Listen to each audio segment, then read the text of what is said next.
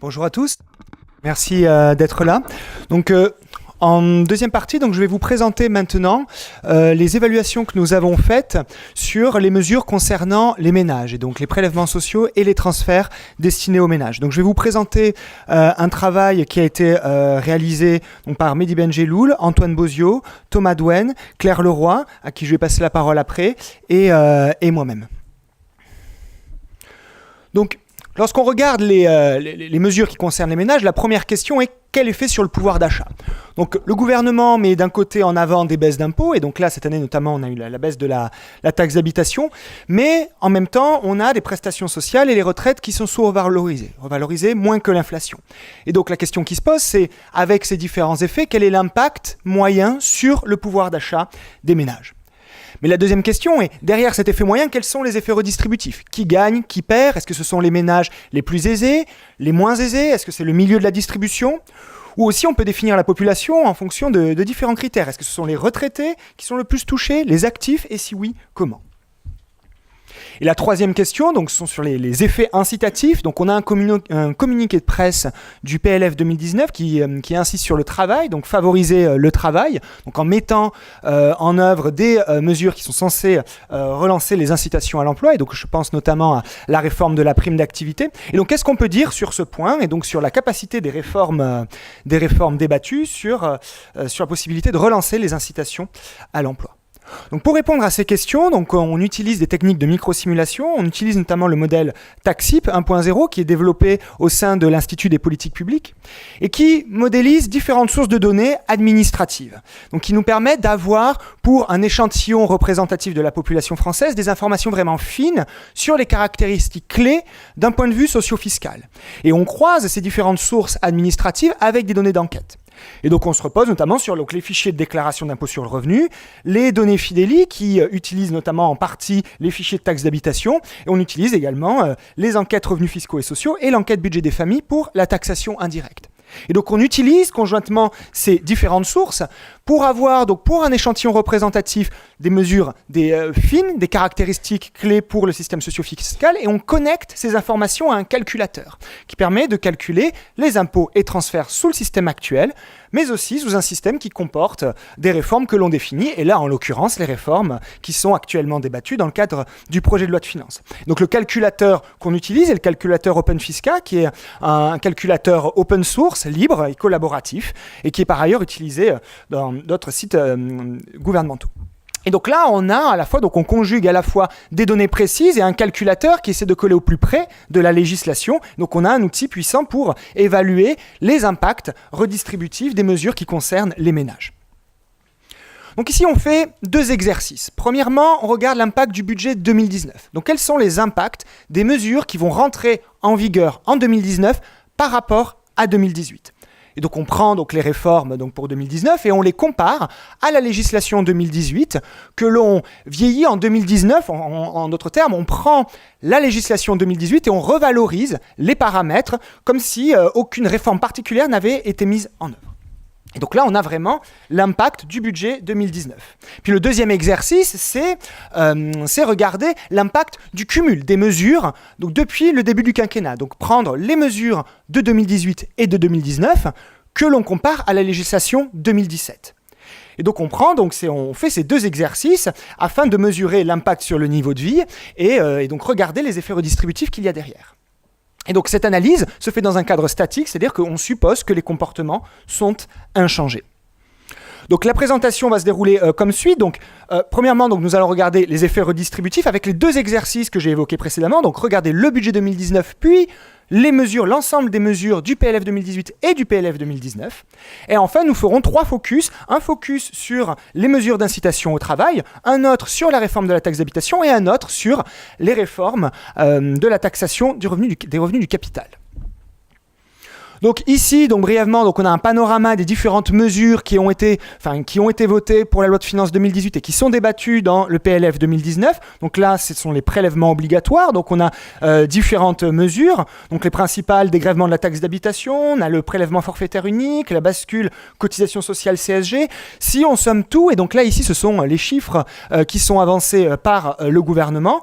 Donc on a des gains, des effets agrégés qui sont les suivants. Donc sur le pouvoir d'achat des ménages.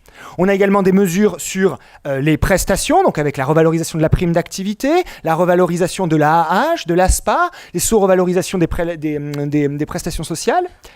Et donc en agrégé, donc ce sont toujours les chiffres du gouvernement, du rapport économique, financier et social, on aurait donc en 2018 un gain de pouvoir d'achat qui en moyenne est nul pour les ménages et qui devient positif en 2019 avec un gain agrégé de 1,2 milliard d'euros donc à l'échelle nationale. Donc là ici maintenant je vais vous montrer donc les effets du budget 2019. Donc là on se focalise sur les mesures qui vont rentrer en vigueur en 2019 par rapport à la législation 2018. Donc là ici on divise, on prend la population pour chaque ménage. On calcule le revenu disponible, rapporté, corrigé de la taille du ménage. Et on classe les ménages par niveau de vie, donc par ce revenu disponible corrigé de la taille du ménage. Et on raisonne par centile, c'est-à-dire qu'on classe les ménages en 100 catégories. Et donc on raisonne en centiles de niveau de vie. Donc les 10 premiers centiles sont les 10% des ménages les moins aisés. Les 10 derniers sont les 10% des ménages les plus aisés. Et donc pour chaque centile, on représente le gain de revenus disponibles suite aux réformes, donc en pourcentage du revenu disponible initial. Et donc, quand on voit ce graphique, on voit 4 groupes. Donc, premièrement, au niveau des 20 premiers centiles, on a des pertes, donc qui sont de l'ordre de moins 1%. Puis après, on a des gains un peu plus faibles qui donc concernent les 60% des ménages au milieu de la distribution des niveaux de vie, pour ensuite avoir des pertes pour les 20 derniers centiles, excepté le dernier centile où là, on a des gains de l'ordre d'un peu moins de 2% du niveau de vie initial. Et donc la première question, c'est quelle composante explique ces effets ? Quel dispositif, quelle réforme socio-fiscale entraîne ces effets ? Donc décomposons. Donc si on regarde la taxe d'habitation, donc là la taxe d'habitation, on voit que donc, la réforme de la taxe d'habitation entraîne des gains qui sont concentrés essentiellement au milieu de la distribution des niveaux de vie, donc entre le 20e centile et le 80e centile. Donc on reviendra plus en détail sur ça, mais en tout cas c'est ce qui explique les légers gains que vous avez là au milieu de la distribution des revenus. Ensuite, si l'on regarde les prestations sociales, là on a des effets en bas de la distribution. Et donc là on a donc des effets négatifs pour les 20 premiers centiles notamment, qui sont essentiellement dus donc aux sous-revalorisations des prestations sociales et à la réforme des allocations logement. Et donc qui explique en partie les pertes que l'on a pour les 20 premiers centiles si l'on prend le total. On a également les retraites. Donc les retraites qui en 2019 vont être revalorisées de 0,3%, donc d'une valeur inférieure à l'inflation. Et donc cela entraîne des pertes d'un point de vue réel qui sont relativement uniformes le long de la distribution. Et enfin, on a, pour ce qui est donc de l'impôt sur le revenu, alors on a donc la mise en place du prélèvement forfaitaire unique qui en partie donc consiste à mettre en place un prélèvement forfaitaire donc sur l'impôt 2019 sur les revenus 2018, mais qui est relatif donc à 2019, et où là on a essentiellement des gains en haut de la distribution des niveaux de vie. Donc ce qui explique donc le pic que l'on voyait tout à l'heure sur le graphe global. Alors maintenant on a décomposé entre les différents dispositifs socio-fiscaux, mais on peut aussi regardons par exemple ce qui se passe sur une population particulière, donc par exemple les retraités. Donc là les retraités, pourquoi les retraités ? Parce que c'est une population qui est fortement affectée par le budget 2019. Et donc là on voit que pour les retraités, on retrouve les pertes au niveau des 20 premiers centiles, qui sont essentiellement dus aux sous-revalorisations des prestations sociales, sauf au niveau du 10e et du 11e centile, où là on a des gains, et ça c'est associé à la revalorisation de l'ASPA, donc du minimum vieillesse, et l'allocation adulte handicapé. Et donc là on a des bénéficiaires qui sont très concentrés au niveau du 10e et 11e décile. Là, on a des pertes qui sont assez légères au milieu, donc qui sont le résultat, donc certes, donc de la baisse en réel des retraites, mais qui est atténuée par l'effet taxe d'habitation, et où là, on a après des pertes qui sont conséquentes au niveau des 20 derniers centiles du fait de la sortie du bénéfice de la réforme de la taxe d'habitation. Pour un effet après au niveau du dernier centile qui lui est toujours positif et important de l'ordre de 2%. Donc si on décompose, on voit que pour les retraités, on a un effet de la sous-revalorisation des pensions de retraite qui est uniforme, de moins 1% en termes de revenus disponibles initial. Et si on superpose ça à la taxe d'habitation, on voit très bien pourquoi on a cette sorte de creux sur le graphique global. C'est qu'au final, voilà, la perte due à la sous-revalorisation des retraites est compensée en partie par la réforme de la taxe d'habitation. Donc, si l'on résume, on a pour le budget 2019 des gains nets pour une large classe moyenne du 20e centile au 80e centile, donc qui est mécanique du fait de la réforme de la taxe d'habitation. On a des pertes nettes pour les bas revenus dues aux sous-revalorisations des prestations sociales, à la sous-revalorisation des pensions de retraite, à la hausse de la fiscalité sur le tabac et l'énergie, sauf pour les bénéficiaires de l'AAH et de l'ASPA. On a également des pertes nettes pour les 20% des plus hauts revenus qui ne bénéficient pas de la réforme de la taxe d'habitation, sauf pour les 1% des plus hauts revenus avec le gain de la mise en place du PFU, regard de l'impôt sur le revenu. Donc là maintenant nous allons regarder donc, l'impact du cumul des mesures 2018 et 2019 et là je vais passer la parole à Claire Leroy. Bonjour à tous. Alors, une fois qu'on a regardé les effets du budget 2019 sur le total, les effets totaux du budget 2019 sur le revenu disponible des ménages, je vais maintenant vous présenter les effets des budgets 2019 et 2018 sur le revenu disponible des ménages. Pourquoi ? C'est parce qu'en fait, en 2019, non seulement vous subissez les effets des réformes du PLF 2019, mais aussi les effets de réformes introduites par le PLF 2018 qui vont avoir des effets aussi en 2019. Donc ce même graphe avec les réformes 2018 et 2019, c'est celui-là. Donc on voit que on a à peu près le même effet que tout à l'heure, avec des pertes au niveau des 20% des ménages les plus modestes, des gains au niveau des classes moyennes au sens très large du terme, des pertes ensuite chez les 20% des ménages les plus riches, mais une exception chez les 1% des ménages les plus riches qui gagnent beaucoup plus que tout à l'heure. Pour rappel, on était sur un gain de 2%. En fait, c'est 6% si on prend le cumul des réformes 2018-2019. Donc, on va faire le même exercice que tout à l'heure. On va décomposer ces gains ou ces pertes par réforme. En premier lieu, une des grosses réformes qui a eu lieu à la fois en 2018 et en 2019, c'est la bascule de la hausse de la CSG qui vient en compensation de la baisse des cotisations salariales. On voit effectivement que ça se compense à peu près, sauf pour le haut de la distribution où les gens ont plus de revenus du capital et moins de revenus du travail. Une deuxième réforme, c'est évidemment l'exonération partielle de la taxe d'habitation qui a eu lieu à la fois en 2018 et en 2019, avec toujours des gains au niveau des ménages de la classe moyenne jusqu'au 80e centile. Et le gros effet qu'on ne pouvait pas voir en regardant seulement les réformes 2019, c'est bien la suppression de l'ISF qui a été remplacée par l'IFI et qui engendre des gains de revenus disponibles jusqu'à 6% pour le top 1% des ménages. Si on décompose, comme tout à l'heure, entre des sous-populations, donc tout à l'heure on avait regardé l'effet sur les retraités, maintenant on regarde l'effet chez les actifs et les retraités. Pour les actifs, on a des gains quasiment chez tout le monde. Des gains très prononcés entre le 20e et le 80e centile, dû à la taxe d'habitation, et des gains très prononcés dans le top 1% dû à l'ISF. Par contre, pour les retraités, quasiment que des perdants, sauf chez quelques ménages modestes qui bénéficient des revalorisations de l'ASPA et de l'AAH. Et les retraités qui ont beaucoup de patrimoine qui bénéficient de la fin de l'ISF. En résumé, en 2019, les actifs, en 2019, donc les effets cumulés, les actifs sont gagnants du fait de la bascule de la CSG en cotisation et des exonérations de taxes d'habitation. Par contre, les retraités subissent la sous-indexation des pensions, les hausses de CSG qui ne sont pas compensées et les pertes sont particulièrement importantes pour les 20% des retraités les plus riches. Par contre, que ce soit chez les actifs ou chez les retraités, on a des gains très importants. C'est le pic qu'on avait vu sur les graphes chez les ménages, les 1% des ménages les plus riches. du fait de la suppression de l'ISF et de la mise en place du prélèvement forfaitaire unique. Donc une fois qu'on a vu les effets redistributifs, que ce soit du budget 2019 ou du budget 2019 et 2018 cumulés, on va s'intéresser à 3 réformes que l'on juge majeures de ces budgets. En premier lieu, les mesures d'incitation au travail qui ont eu lieu afin de soutenir le pouvoir d'achat des actifs.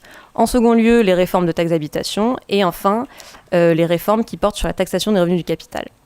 Donc je vais commencer par les réformes qui se concentrent sur les actifs, avec comme objectif affiché de soutenir le pouvoir d'achat et de maintenir les incitations au travail, voire de les renforcer. Donc les réformes qui ont eu lieu, c'est une partie de réformes qui va inciter à l'emploi, par exemple la bascule CSG cotisation salariale, donc c'est bien une hausse du salaire net pour les salariés, donc c'est censé augmenter les incitations à l'emploi, etc. Il y a aussi les revalorisations de la prime d'activité qui ont eu lieu successivement en 2018, en 2019 et qui auront lieu par la suite. Et une mesure introduite en 2019 qui est l'exonération de cotisation retraite sur les heures supplémentaires qui traduit encore la volonté d'augmenter les incitations à l'emploi. Par contre, on remarque que certaines mesures prises récemment peuvent aussi affaiblir les incitations à l'emploi, notamment la hausse de la dégressivité de la prime d'activité qui est passée de 38 à 39% très récemment, en octobre 2018. Donc, on peut se demander quels sont les effets nets. On suppose qu'il y aura des effets nets sur les incitations au travail, mais quelle est leur amplitude, puisqu'il y a des réformes qui jouent dans des sens contraires. Ici, on se concentre d'abord sur la réforme de la bascule CSG cotisation, et c'est le même graphe que tout à l'heure, mais pour les actifs. Donc ce qu'on peut voir ici, c'est que la hausse de revenus disponibles suite à la baisse des cotisations sociales, en rouge, fait plus que compenser la hausse de la CSG qui vient diminuer votre revenu disponible pour à peu près tous les ménages, sauf les ménages les plus riches. Donc il y a bien un gain net pour les actifs du fait de cette bascule qui vient augmenter votre salaire net et donc votre revenu disponible. Ça, c'est l'effet net. Donc on voit qu'il est en moyenne de 1%. Donc vous avez une hausse à peu près de 1% chez les actifs de leur revenu disponible suite à cette bascule CSG cotisation. Et suite à ces mesures de bascule CSG cotisation, il y a eu aussi une volonté affichée de revaloriser la prime d'activité afin de soutenir les travailleurs les plus modestes. Donc la prime d'activité, pour rappel, c'est un dispositif de soutien aux travailleurs les plus pauvres, entre 0 et 1,3 SMIC, par exemple, pour un célibataire. Et cette prime d'activité, vous pouvez la cumuler avec vos revenus. Donc c'est censé être incitatif au travail et au retour à l'emploi pour les inactifs. Les réformes qui ont été mises en place par le gouvernement, c'est d'abord une revalorisation de 20 € du montant de base en octobre 2018, donc dès maintenant. Puis ensuite a été annoncée la création d'une seconde bonification qui viendra augmenter aussi votre prime d'activité en octobre 2019 jusqu'à 20 € de gain en octobre 2019. Et enfin, des revalorisations successives jusqu'en 2021 qui devraient engendrer des gains jusqu'à 80 € selon le gouvernement au niveau du SMIC. Donc quelqu'un qui gagne le SMIC devrait voir son revenu augmenter de 80 €. Mais on note aussi des réformes qui viendraient jouer en sens contraire, notamment la non-revalorisation du montant de base de la prime d'activité, qui est passée aussi dans le PLF 2019. Donc normalement, la prime d'activité est revalorisée chaque année sur l'inflation.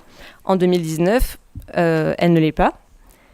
Et plus important encore, la hausse de la dégressivité de la prime d'activité. Donc une hausse de la dégressivité, c'est bien une baisse des incitations à l'emploi, puisque à chaque euro que vous gagnez, vous cumulerez moins de primes d'activité avec votre salaire.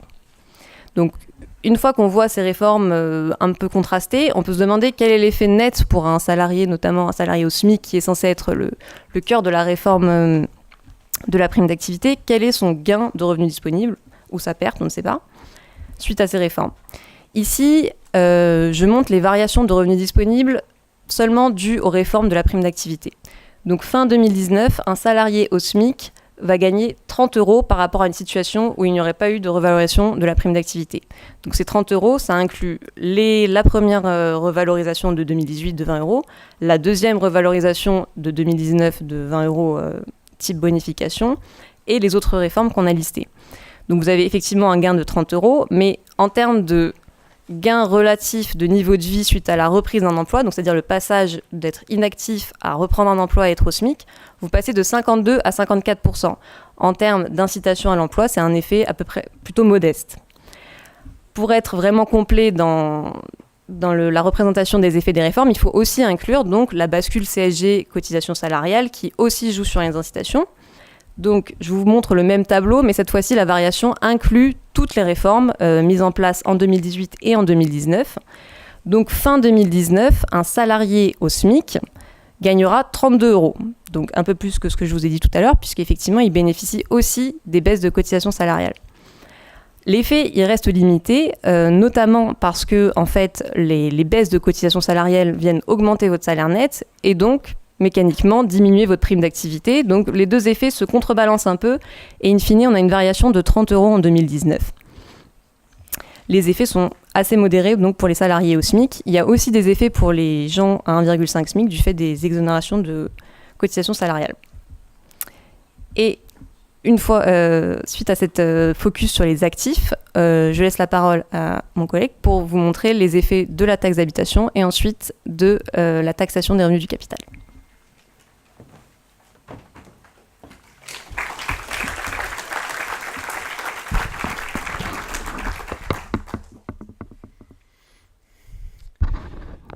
Donc je vais vous parler maintenant de la réforme de la taxe d'habitation.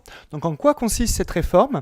Donc il s'agit de mettre en place un dégrèvement de taxe d'habitation pour les ménages en dessous d'un certain seuil de revenus. Donc ce seuil est de 28 000 € de revenu fiscal de référence pour une part fiscale. Donc ça couvre 80% des ménages.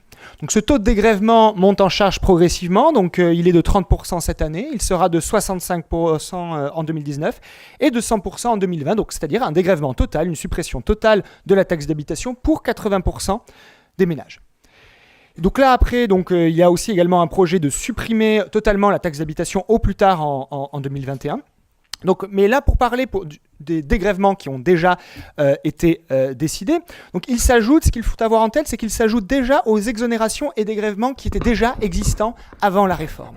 Et donc le résultat que l'on trouve, c'est que du coup les gains ne sont pas concentrés au niveau des 80 premiers centiles, des 80% des ménages les moins aisés, mais des 60% au milieu, dans la mesure où les 20 premiers centiles payaient déjà à la base des montants de taxe d'habitation relativement faibles. Donc on a des gains qui sont importants du 20e au 80e centile, donc avec un gain moyen aux alentours de 400 € annuels par ménage, et des gains moindres au niveau des 20 premiers centiles de 36 € donc annuels en moyenne, et 0 € pour le restant, pour les 20 derniers centiles. Donc c'est ce que l'on voit sur ce graphique que l'on a déjà montré tout à l'heure, donc avec des gains moindres aux 20 premiers centiles, et on a une concentration au milieu. Mais ce qu'il faut avoir en tête, c'est que là, on est en train de parler d'une réforme nationale qui agit sur un instrument de fiscalité locale. Et donc, mécaniquement, on a une forte hétérogénéité territoriale de la réforme. Premièrement, première explication, du fait des valeurs locatives cadastrales. Donc, on a une taxe qui est basée sur des valeurs locatives cadastrales, qui repose sur des évaluations cadastrales des années 70, et donc dont l'hétérogénéité ne relève pas des prix de marché actuels, mais aussi parce que la taxe d'habitation est un outil de fiscalité locale dans lequel les collectivités locales jouent un rôle, en choisissant le taux de taxation et le taux d'abattement. Donc on a une forte hétérogénéité territoriale, premièrement du fait des valeurs locatives, mais deuxièmement, on a une hétérogénéité également à revenus constants, à situation familiale constante et à valeur locative constante, du fait des délibérations des collectivités locales et donc des choix locaux de taxer plus ou moins, d'avoir plus ou moins de biens publics. Et donc, par conséquent, les gains à la réforme dépendent fortement du lieu de résidence des ménages.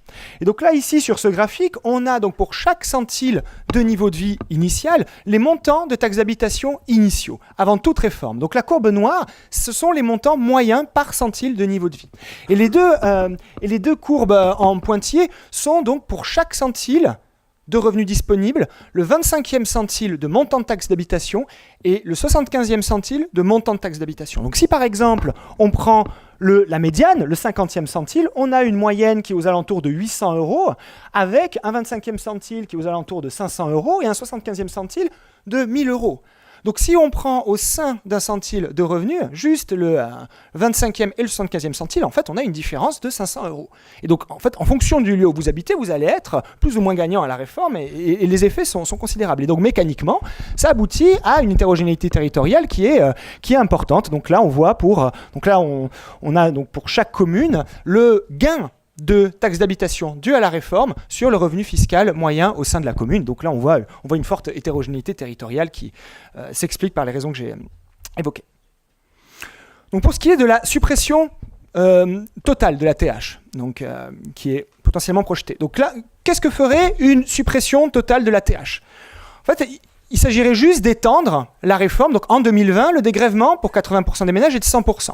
Donc supprimer totalement la TH consiste juste à étendre aux 20 derniers centiles le dégrèvement total de la TH. Ce qui aboutirait à un gain moyen de 1 500 € annuels pour les 20% des ménages les plus aisés. Donc là, si l'on supprime totalement la TH, les questions qui se posent, c'est premièrement quel dispositif en remplacement de la taxe d'habitation, et donc derrière quelle décentralisation voulons-nous ? Est-ce qu'on remplace la taxe d'habitation par un impôt national donc, qui finance une dotation allouée aux communes et dont les communes n'ont pas de levier ? Ou est-ce que l'on crée une nouvelle taxe locale ? Donc, tout dépend de l'autonomie fiscale que l'on veut donner aux collectivités locales et donc derrière du modèle de décentralisation que l'on veut. Et donc il est important de souligner ce point-là, qu'on est en train vraiment de parler d'une réforme nationale qui touche un instrument de fiscalité locale. Et donc derrière aussi, quelle réponse à l'obsolescence des valeurs locatives cadastrales ? Et là, même cette réforme ne résout pas en partie le problème. Donc ces valeurs locatives sont décriées, mais au final, tout dépendra du dispositif de remplacement qui sera décidé. Et ce d'autant plus que même si l'on supprime totalement la TH, ces valeurs locatives seront toujours utilisées pour le calcul de la taxe foncière, qui est l'autre taxe de ménage. Donc enfin, dernier focus sur les réformes de la taxation du capital. Donc là, il s'agit de mesures votées dans le cadre de la loi de finances 2018. Donc là, deux volets de ce point de vue-là. Premièrement, le prélèvement forfaitaire unique de 30% sur les revenus du capital hors revenus fonciers, qui a deux composantes. Premièrement, la mise en place d'un prélèvement forfaitaire de 12,8% dans le cadre de l'impôt sur le revenu. Et deuxièmement, une hausse de la CSG de 1,7 points pour atteindre un taux de prélèvement socio total de 17,2%. Donc la somme fait bien 30%. C'est le premier volet. Le deuxième, c'est la création de l'impôt sur la fortune immobilière qui remplace l'impôt de solidarité sur la fortune. Donc cette réforme consiste en fait à sortir du patrimoine taxable le patrimoine non immobilier. Donc pour analyser ces réformes, donc la première chose à avoir en tête, c'est que l'on a une forte concentration des revenus du capital et du patrimoine en haut de la distribution des niveaux de vie. Donc par exemple, un chiffre pour illustrer ça, donc 80% des revenus du capital hors foncier sont concentrés dans le dernier décile de niveau de vie. Et donc si l'on veut vraiment regarder cette réforme, il est judicieux de se concentrer vraiment en haut. Mais en même temps, au sein de ce dernier décile de niveau de vie, on peut avoir des situations très hétérogènes du fait de l'hétérogénéité des dispositifs fiscaux avant la réforme. Donc par exemple, avant la mise en place du PFU, on a les dividendes qui étaient soumis au barème, le prélèvement forfaitaire libératoire, ou encore des revenus d'assurance vie soumis seulement aux prélèvements sociaux. Et donc on a certes un dernier décile potentiellement touché par la réforme, mais de manière hétérogène. Et donc là, on doit vraiment zoomer en haut de la distribution. Donc ce que l'on fait, c'est que l'on prend juste le dernier décile, et on le décompose en centiles. Et donc là, en fait, chaque point représente non plus 1% de la population, mais 0,1% de la population. Et donc là, le message, c'est que même en se concentrant au niveau du dernier décile, ce que l'on voit, c'est que les effets sont vraiment concentrés vraiment en haut. Et notamment au niveau des 4 derniers millimètres, donc du top 0,4% de la distribution de revenus de vie initiaux. Alors, quelles composantes entraîne ces effets? Donc là, on a les effets des différentes composantes. Donc jusque vraiment au top, on a des effets qui s'annulent. Là où il se passe des choses, c'est vraiment en haut. Et ce qui change, surtout, ce n'est pas le prélèvement forfaitaire unique. C'est la courbe rouge, c'est-à-dire l'IFI. Donc pour le prélèvement forfaitaire unique, au final, c'est l'effet orange, hausse des prélèvements sociaux, mais baisse de l'impôt sur le revenu, mais les deux effets s'annulent en moyenne. Donc ce qui change, en fait, c'est vraiment l'IFI qui entraîne vraiment des gains importants de revenus disponibles pour pour le top 0,4%. Donc, si l'on résume, on a une réforme qui quand même améliore la lisibilité de la taxation du capital, donc avec un taux de 30% pour les revenus du capital hors foncier, quelle que soit la source, donc on a quand même un système plus lisible. Mais par contre, concernant les gains redistributifs, on a des gains concentrés dans le top 0,4. Et donc, pour avoir des montants en tête, on a un gain moyen de 28 000 euros annuels pour le top 0,4, mais si on regarde le 0,1, on a des gains moyens de 86 000 euros annuels. Et donc, une autre question qui se pose également, c'est cette réforme engendre une différence accrue entre taxation du travail et du capital. Et donc, forcément, la question qui vient, c'est dans quelle mesure cette réforme ouvre la porte à de nouvelles opportunités d'optimisation fiscale. Donc là, ici, c'est un graphique qui est tiré des évaluations des voies et moyens et qui représente pour la période 2008-2019 les montants de dividendes. Et donc là, on a en fait, clairement, donc, de 2008 à 2012, on a des montants de l'ordre de 20 milliards, puis une baisse, et jusqu'à avoir une hausse en 2018 à partir de la mise en place donc, du prélèvement forfaitaire unique. Et donc ce graphique laisse penser clairement à un déplacement des sources de revenus.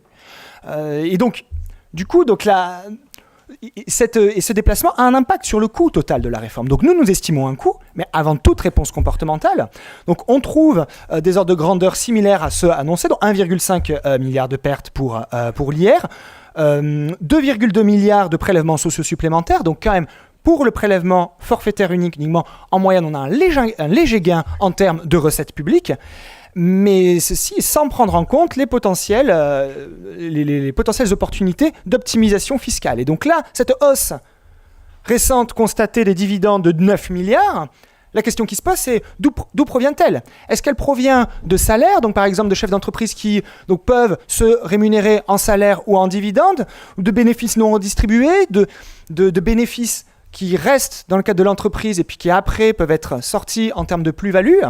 Et donc, on avait initialement déjà des opportunités d'optimisation fiscale entre, par exemple, les salaires et les plus-values. Et donc, la réponse à quel coût supplémentaire dû à l'optimisation fiscale dépend de la provenance de ces dividendes supplémentaires. Voilà, donc je vais conclure brièvement. Donc nous avons évalué donc, les mesures ménages du budget 2019. Donc, en bref, les résultats sont les suivants. On a des gains nets important pour une large classe moyenne de du 20e centile au 80e centile et des retraités qui sont largement perdants sauf les bénéficiaires du minimum vieillesse et le top 1%. On a également des effets incitatifs au travail, donc qui sont positifs, mais dont l'ordre de grandeur reste modeste.